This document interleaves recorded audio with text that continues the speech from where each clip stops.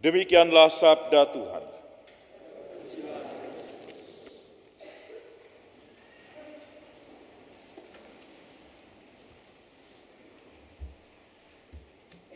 Ibu, Bapak, Saudara-saudara yang terkasih, hari ini jelas sekali Injil berpesan atau memberikan pesan pada kita.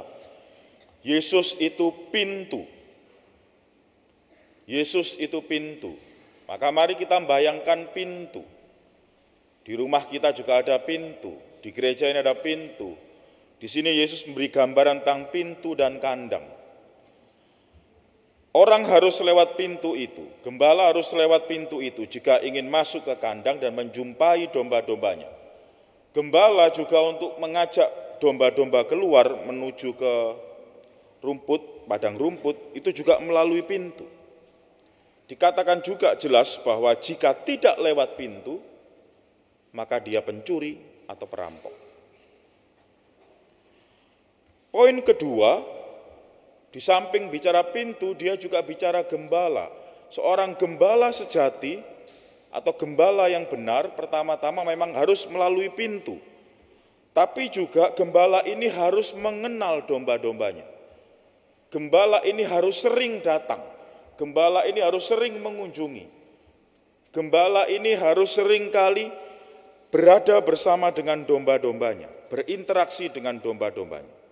Sehingga dombanya percaya bahwa kalau aku diajak oleh gembala, maka aku mengarah pada yang baik, aku mengarah pada kesejahteraan, aku mengarah pada padang rumput yang hijau. Itulah Injil hari ini. Sebaliknya, kalau tadi gembala ada gambaran seorang pencuri atau perampok. Pencuri atau perampok adalah orang-orang yang tidak melalui pintu. Jelas tujuannya untuk kepentingannya sendiri. Dan yang kedua, selain pencuri dan perampok, ada orang asing. Mereka adalah orang-orang yang meskipun mungkin lewat pintu, tapi jarang. Tapi kolo-kolo, kadang-kadang.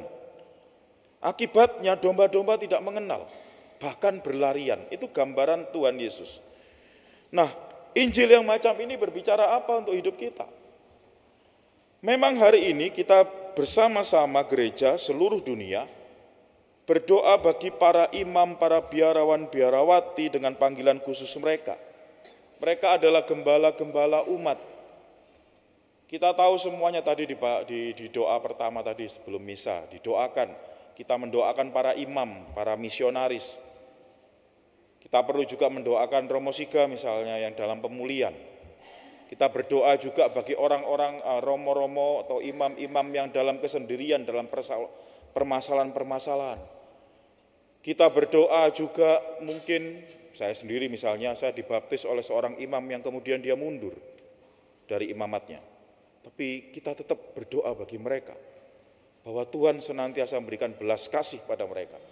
Itu ajakan gereja. Ajakan yang kedua adalah kita berdoa bagi para calon gembala umat, orang-orang yang terpanggil, orang-orang yang sungguh-sungguh ingin menapaki jalan seperti Yesus, yang mengabdikan diri bagi umat, bagi domba-domba.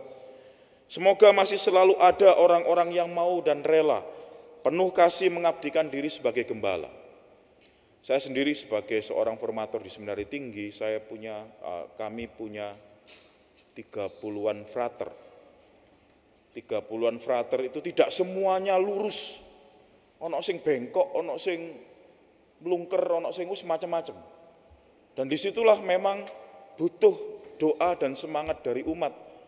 Bukan hanya soal hal-hal yang sifatnya fisik ya, finansial misalnya atau apa, tapi sungguh-sungguh doa. Maka di sini kita bisa merefleksikan, kalau memang kita ini, gereja kita ini masih butuh gembala-gembala yang baik, maka secara khusus kita juga berdoa bagi gembala-gembala kecil di keluarga dan di lingkungan-lingkungan. Saya seperti ini sejauh ini juga karena saya sadar bahwa bapak dan ibu saya adalah gembala bagi hidup saya di rumah. Saya mungkin bisa menggembalakan banyak orang di paroki atau di seminari. Tapi begitu masuk rumah, begitu masuk dengan urusan rumah, bapak ibu saya adalah gembala saya. Maka di sini saudara-saudara yang terkasih, kita melihat bahwa perlu juga bagaimana gembala ini juga dihidupkan, dikembangkan juga di keluarga dan di rumah kita, di lingkungan kita masing-masing. Ingat, lewat baptis kita memperoleh 3 tugas Kristus sendiri: gembala, nabi, dan imam. Gembala itu memimpin.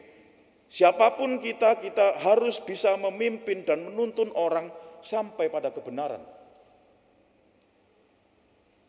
Menjadi nabi harus berani menyuarakan mana yang baik dan benar.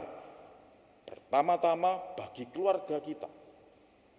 Menjadi seorang imam, kita pun diajak menguduskan keluarga-keluarga kita. Maka saya yakin kalau ini semua terjadi, mulai dari keluarga kecil, kemudian di lingkungan, akan tumbuh benih-benih panggilan bagi gembala-gembala umat. Sudah menjadi rahasia umum bahwa Stefanus ini, paroki Stefanus, ini banyak sekali calon-calon gembala umat. Bahwa mereka kemudian protol di tengah jalan, tapi paling tidak merasakan betapa kekuatan dan dukungan gereja. Disinilah kita juga akhirnya bersama-sama merenungkan bahwa sabda ini bukan hanya untuk kami para imam, tapi juga untuk kita semua. Mana yang harus kita renungkan pertama-tama?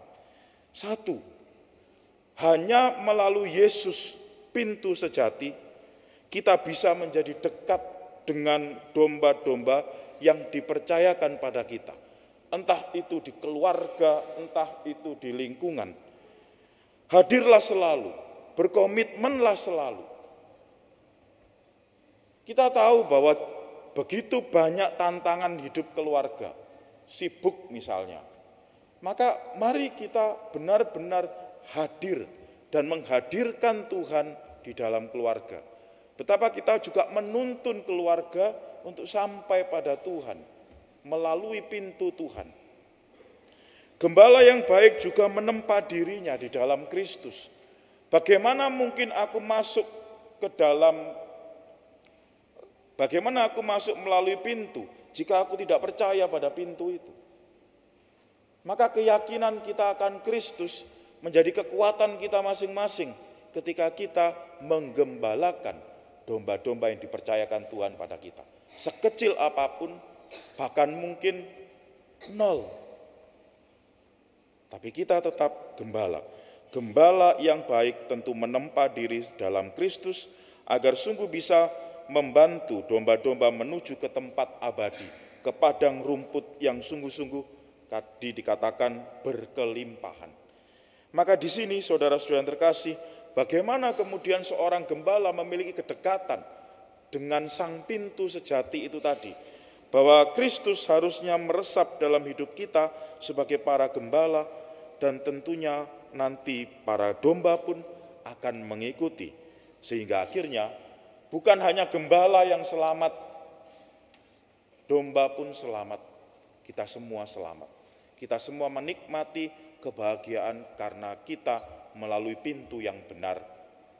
Pintu yang benar ini dikatakan Yesus sendiri, akulah jalan, kebenaran, dan hidup. Barang siapa percaya padaku, tentu tidak akan mati. Bapak Ibu Saudara terkasih, di hari Minggu panggilan ini, sekali lagi, karena kita merenungkan pintu dan juga tugas kegembalaan kita masing-masing, maka kita mohon kepada Tuhan supaya akhirnya kita semakin dekat dan mengenali sang pintu sejati, dan juga kita semakin mengenali betapa pentingnya tanggung jawab dan peran kita bagi orang-orang di sekeliling kita, karena kita punya tanggung jawab sebagai gembala yang menuntun orang melalui pintu menuju kebahagiaan sejati.